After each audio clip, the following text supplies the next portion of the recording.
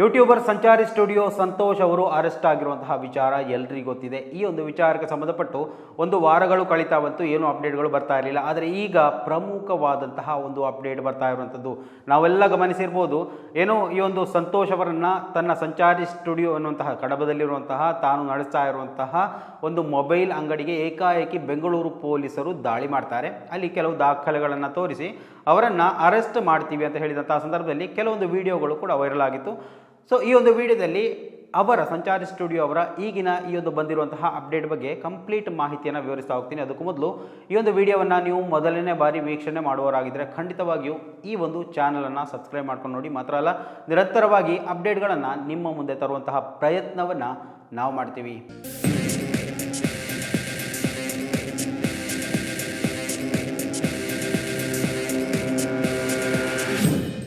ಕಡಬ ತಾಲೂಕಿನಲ್ಲಿ ಮೊಬೈಲ್ ಅಂಗಡಿಯೊಂದನ್ನು ಇಟ್ಟುಕೊಂಡು ಸಣ್ಣ ಮಟ್ಟದ ವ್ಯವಹಾರವನ್ನು ನಡೆಸ್ತಾ ಇದ್ದರು. ಮಾತ್ರ ಅಲ್ಲ, ಸಾಮಾಜಿಕ ಕಳಕಳಿಯನ್ನು ಹೊಂದಿಕೊಂಡಂತಹ ಅವರ ವ್ಯಕ್ತಿ ಸಂತೋಷ್ ಅವರು ಸಂಚಾರಿ ಸ್ಟುಡಿಯೋ ಅನ್ನುವಂತಹ ಒಂದು ಚಾನಲನ್ನು ನಡೆಸಿಕೊಂಡು ಬರ್ತಾ ಇದ್ದರು.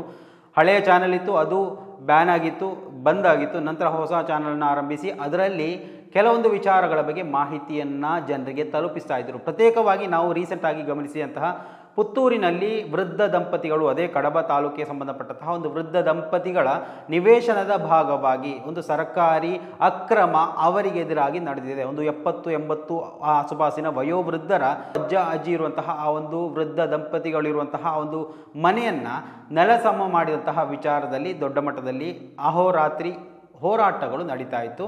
ಆ ಒಂದು ಸಂದರ್ಭದಲ್ಲಿ ತನ್ನ ಚಾನಲ್ ಮುಖಾಂತರ ಬೆಳಗ್ಗೆ ರಾತ್ರಿ ದಿನನಿತ್ಯ ಆ ಒಂದು ವಿಚಾರದ ಬಗ್ಗೆ ಮಾಹಿತಿಯನ್ನು ಅಪ್ಡೇಟ್ಗಳನ್ನು ಸರಿಸುಮಾರು 3 ವಾರಗಳವರೆಗೆ ಅದೇ ಪುತ್ತೂರಿನ AC ಕಚೇರಿಯ ಮುಂಭಾಗದಲ್ಲಿ ನಿಂತು ಆ ಒಂದು ವಯೋವೃದ್ಧರಿಗೆ ಸಾಥ್ ಕೊಟ್ಟಂತಹ ಒಂದು ವಿಚಾರ ಎಲ್ರಿಗೂ ಗೊತ್ತಿದೆ. ಎಲ್ಲರೂ ಗ್ರೌಂಡ್ ರಿಪೋರ್ಟ್ ಯಾವ ರೀತಿಯಲ್ಲಿ ತಗೋತಾರೆ ಅನ್ನೋದು ನಿಮಗೆ ಗೊತ್ತೇ ಇದೆ. ಹೋಗ್ತಾರೆ, ಆ ಒಂದು ರಿಪೋರ್ಟನ್ನು ತಗೊಂಡು ಬರ್ತಾರೆ, ಅಪ್ಡೇಟನ್ನು ಕೊಡ್ತಾರೆ. ಆದರೆ ಬೆಳಗಿನಿಂದ ರಾತ್ರಿ ಸಾಯಂಕಾಲ ಎಲ್ಲ ಟೈಮಲ್ಲೂ ಅವರ ಜೊತೆಗಿದ್ದು ಇಂತಹ ಪ್ರಮುಖವಾದಂತಹ ಮಾಹಿತಿಗಳನ್ನು ಸಮಾಜದ ಮುಂದೆ ತಂದಂತಹ ಅವರ ವ್ಯಕ್ತಿ ಅಂತ ಹೇಳಿದ್ರು ಕೂಡ ತಪ್ಪಾಗಲಿಲ್ಲ. ಸೊ ಆ ಒಂದು ವ್ಯಕ್ತಿಯನ್ನು ಕೆಲವೊಂದು ವಿಚಾರಗಳಿಗೆ ಸಂಬಂಧಪಟ್ಟು ಬೆಂಗಳೂರು ಪೊಲೀಸರು ಅರೆಸ್ಟ್ ಮಾಡ್ತಾರೆ. ಸೊ ಆ ಒಂದು ಸಂದರ್ಭದಲ್ಲಿ ಕೂಡ ಅವರು ಗಟ್ಟಿಯಾಗಿ ಅವರು ಹೇಳ್ಕೊಳ್ತಾರೆ. ಆ ಒಂದು ವಿಡಿಯೋ ಕೂಡ ಸಾಮಾಜಿಕ ಜಾಲತಾಣದಲ್ಲಿ ವೈರಲ್ ಆಗಿತ್ತು.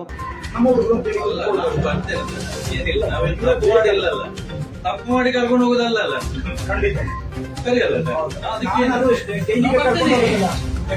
ಜೈಲಿಗೆ ಕರ್ಕೊಂಡು ಹೋಗಿ ನಾನು ಬರ್ತೇನೆ, ಅದಕ್ಕೇನಿಲ್ಲ. ನಾವೇನು ತಪ್ಪು ಮಾಡಿಲ್ಲ, ನಮ್ಗೇನಿಲ್ಲ, ನಾನು ಅದಕ್ಕೆ ರೆಡಿ ಆಗಿದ್ದೇನೆ. ಅದಕ್ಕೇನಿದೆ, ಜೈಲಿಗೆ ಕರ್ಕೊಂಡು ಹೋಗಿಬೇಕಂತೆ ರೆಡಿ ಇದ್ದೇವೆ. ಯಾವುದೇ ತಪ್ಪು ನಾನು ಮಾಡಿಲ್ಲ, ವಿನಾಕಾರಣ ಅರೆಸ್ಟ್ ಮಾಡ್ತಾ ಇದ್ದೀರಾ, ಮಾಡಿ ಧೈರ್ಯವಾಗಿ ಜೈಲು ವಾಸ ಅನುಭವಿಸೋದಕ್ಕೆ ನಾನು ರೆಡಿ ಇದ್ದೀನಿ ಅನ್ನುವಂತಹ ವಿಚಾರ ಎಲ್ಲರ ಗಮನಕ್ಕೆ ಬಂದಿರ್ಬೋದು. ಸೊ ಅದೇ ರೀತಿಯಲ್ಲಿ ಬೆಂಗಳೂರಿಗೆ ಕರ್ಕೊಂಡು ಹೋದರು, ನ್ಯಾಯಾಲಯಕ್ಕೆ ಹಾಜರುಪಡಿಸಿ 30 ದಿವಸಗಳ ಸಜೆ ಎನ್ನುವಂತಹ ರೀತಿಯಲ್ಲಿ ಜೈಲು ವಾಸವನ್ನು ಅನುಭವಿಸಬೇಕಾದಂತಹ ಪರಿಸ್ಥಿತಿ. ಆ ಒಂದು ಸಂದರ್ಭದಲ್ಲಿ ಕೂಡ ವಕೀಲರನ್ನು ನೇಮಿಸ್ತೇವೆ, ಬೇಕಾದರೆ ಇದಕ್ಕೆ ಮೇಲ್ಮನವಿ ಸಲ್ಲಿಸಬಹುದು ಅನ್ನುವಂತಹ ಹಲವು ಅವಕಾಶಗಳಿತ್ತು. ಆದರೂ ಕೂಡ ಸಂತೋಷ್ ಅವರು ಇವೆಲ್ಲ ಅವಕಾಶಗಳನ್ನು ನಿರಾಕರಿಸಿ ಹೋರಾಟಕ್ಕಾಗಿ ನಾನು ಜೈಲು ವಾಸವನ್ನು ಅನುಭವಿಸೋದಕ್ಕೂ ರೆಡಿ ಇದ್ದೇನೆ ಅನ್ನುವಂತಹ ಆ ಒಂದು ಅಚಲವಾದಂತಹ ನಿರ್ಧಾರವನ್ನು ತಗೋತಾರೆ. ಆ ಒಂದು ಸಂದರ್ಭದಲ್ಲಿ ಹೋರಾಟಗಾರರಾದಂತಹ ಜಯಂತ್ ಟಿ ಅವರ ಜೊತೆಗಿನ ಆ ಒಂದು ಮಾತುಕತೆ ನಡೆದಂತಹ ಫೋಟೋಗಳು ಕೂಡ ಸಾಮಾಜಿಕ ಜಾಲತಾಣದಲ್ಲಿ ಬಂದಿತ್ತು. ಇವಾಗ ಸದ್ಯದ ಪರಿಸ್ಥಿತಿಯಲ್ಲಿ 1 ವಾರಗಳು ಕಳೀತಾ ಬಂತು. ಸಂಚಾರಿ ಸ್ಟುಡಿಯೋ ಜೈಲಿಗೆ ಹೋದ ನಂತರ ಏನಾಯಿತು ಅನ್ನುವಂತಹ ಅಪ್ಡೇಟ್ಗಳು ಬರ್ತಾನೆ ಇರಲಿಲ್ಲ. ಇವಾಗ ಬರ್ತಾ ಇರುವಂಥದ್ದು ಪರಪ್ಪನ ಅಗ್ರಹಾರ ಜೈಲಲ್ಲಿರುವಂತಹ ಸಂಚಾರಿ ಸ್ಟುಡಿಯೋ ಅವರನ್ನು ಭೇಟಿ ಮಾಡಲು ಕೆಲವೊಂದು ಹೋರಾಟಗಾರರು ಹೋಗಿರುವಂಥದ್ದು. ಈ ಒಂದು ಅಪ್ಡೇಟನ್ನು ಗಿರೀಶ್ ಮಠನ್ ಅವರು ತಮ್ಮ ಇನ್ಸ್ಟಾಗ್ರಾಮ್ ಖಾತೆಯಲ್ಲಿ ಹಾಕಿಕೊಂಡಿರುವಂಥದ್ದು. ಅದೇನು ಅಪ್ಡೇಟ್ ಅನ್ನೋದರ ಬಗ್ಗೆ ಗಮನಿಸ್ತಾ ಹೋಗೋಣ. ಗಿರೀಶ್ ಮಠನ್ ಅವರು ತಮ್ಮ ಇನ್ಸ್ಟಾಗ್ರಾಮ್ ಖಾತೆಯಲ್ಲಿ ಒಂದು ಫೋಟೋವನ್ನು ಹಾಕಿ ಬರ್ಕೋತಾರೆ. ಇಂದು ಬೆಂಗಳೂರು ಪರಪ್ಪನ ಅಗ್ರಹಾರದಲ್ಲಿ ನಮ್ಮ ಹೆಮ್ಮೆಯ ಸೌಜನ್ಯ ಹೋರಾಟಗಾರ ಸ್ನೇಹಿತ ಸಂಚಾರಿ ಸಂತೋಷ್ ಅವರನ್ನು ನಾನು ಮತ್ತು ನಮ್ಮ ಮತ್ತೊಬ್ಬ ಹೋರಾಟಗಾರ ಮಿತ್ರ ಜಯಂತ್ ಟಿ ಅವರು ಮತ್ತು ಹಿರಿಯ ಹೋರಾಟಗಾರರು ಹಿತೈಷಿಗಳು ಆದ ಪ್ರಕಾಶ್ ಸಿ ಅವರ ಒಟ್ಟಿಗೆ ಭೇಟಿ ಮಾಡಿ ಯೋಗಕ್ಷೇಮ ಮತ್ತು ಅವರ ಕಾನೂನು ಪ್ರಕ್ರಿಯೆ ಕುರಿತು ಚರ್ಚೆ ಮಾಡಿ ಬಂದಿರುತ್ತೇವೆ. ಯೂಟ್ಯೂಬರ್ ಸಂಚಾರಿ ಸಂತೋಷ್ ಅವರು ಮಾನಸಿಕವಾಗಿ ಗಟ್ಟಿಯಾಗಿದ್ದು ಎಲ್ಲ ಹೋರಾಟಗಾರರಿಗೆ ನೈತಿಕ ಬೆಂಬಲ ನೀಡಿದ್ದಕ್ಕಾಗಿ ಧನ್ಯವಾದಗಳನ್ನು ತಿಳಿಸಿದ್ದಾರೆ.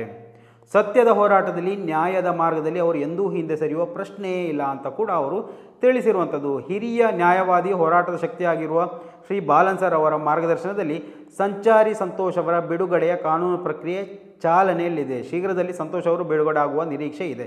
ವಿಶೇಷ ಮತ್ತು ನಮ್ಮೆಲ್ಲ ಹೋರಾಟಗಾರರಿಗೆ ಅಭಿಮಾನದ ಸಂಗತಿ ಅಂದರೆ ಕಾರಾಗೃಹದ ಸುತ್ತಲೂ ಇರುವ ಸಾರ್ವಜನಿಕರು ನಮ್ಮನ್ನು ಗುರುತಿಸಿ ಸೌಜನ್ಯ ಮತ್ತು ಧರ್ಮಸ್ಥಳ ದೌರ್ಜನ್ಯ ಹೋರಾಟದ ಹೋರಾಟಗಾರರಿಗೆ ಅರಮನೆ ಸೆರೆಮನೆ ಎಲ್ಲ ಒಂದೇ. ಸುಳ್ಳು ಕೇಸು ಹಾಕಿಸಿ ಒಂದಿಷ್ಟು ಜನ ಜೈಲಿಗೆ ಕಳಿಸಿದರೆ ನ್ಯಾಯದ ಸಂಘರ್ಷ ಎಂದಿಗೂ ನಿಲ್ಲುವುದಿಲ್ಲ ಎಂಬುದನ್ನು ಅತ್ಯಾಚಾರಿ ಕೊಲೆಗಡುಕ ಕುಟುಂಬ ತಿಳಿದುಕೊಳ್ಬೇಕು. ಸೌಜನ್ಯ ಸೈನಿಕರು ತಲೆ ಎತ್ತಿ ಸೆರೆಮನೆಗೆ ಹೋಗಿ ಬರ್ತಾರೆ. ಅತ್ಯಾಚಾರಿ ಕುಟುಂಬ ತಲೆ ಬಗ್ಗಿಸಿ ಅರಮನೆಯಲ್ಲಿ ಕುಳಿತಿದ್ದಾರೆ. ಅವರು ತಲೆ ತಗ್ಗಿಸಿ ಜೈಲಿಗೆ ತೆರಳುವ ದಿನ ದೂರವಿಲ್ಲ ಅಂತ ಬರ್ಕೊಂಡಿರುವಂಥದ್ದು. ಇದು ಗಿರೀಶ್ ಮಟ್ಟಣ್ಣವರು ಕೆಲವೇ ಗಂಟೆಗಳ ಮೊದಲು ತಮ್ಮ ಇನ್ಸ್ಟಾಗ್ರಾಮ್ ಖಾತೆಯಲ್ಲಿ ಬರೆದಿರುವಂಥದ್ದು. ಆ ಒಂದು ಫೋಟೋವನ್ನು ಕೂಡ ಸ್ಕ್ರೀನಲ್ಲಿ ಇಡ್ತೀನಿ ನೋಡಿ. ಇದು ಈ ಒಂದು ವಿಚಾರದಲ್ಲಿ ಸಂಚಾರಿ ಸ್ಟುಡಿಯೋ ಸಂತೋಷ್ ಅವರ ವಿಚಾರದಲ್ಲಿ ಪ್ರಮುಖವಾಗಿ ಇವಾಗ ಬಂದಿರುವಂತಹ ಒಂದು ಅಪ್ಡೇಟ್. ಇದುವರೆಗೂ ಯಾವುದೇ ಅಪ್ಡೇಟ್ಗಳು ಬಂದಿರಲಿಲ್ಲ. ಸೊ ಹೊಸ ಅಪ್ಡೇಟ್ ಆದ ಕಾರಣದಿಂದಾಗಿ ನಿಮ್ಮ ಮುಂದೆ ಈ ಒಂದು ವಿಚಾರವನ್ನು ತರುವಂತಹ ಒಂದು ಪ್ರಯತ್ನವನ್ನು ಮಾಡಿದ್ದೇನೆ. ಸೊ ಸ್ನೇಹಿತರೆ, ಈ ಒಂದು ವಿಚಾರದಲ್ಲಿ ನಿಮ್ಮ ಅಭಿಪ್ರಾಯಗಳು ಏನು ಎನ್ನುವಂಥದ್ದನ್ನು ದಯವಿಟ್ಟು ಕಮೆಂಟ್ ಮಾಡಿ. ಮುಂದಿನ ಮಾಹಿತಿಯೊಂದಿಗೆ ಮತ್ತೆ ಭೇಟಿಯಾಗೋಣ. ಅಲ್ಲಿವರೆಗೂ ನಮಸ್ಕಾರ.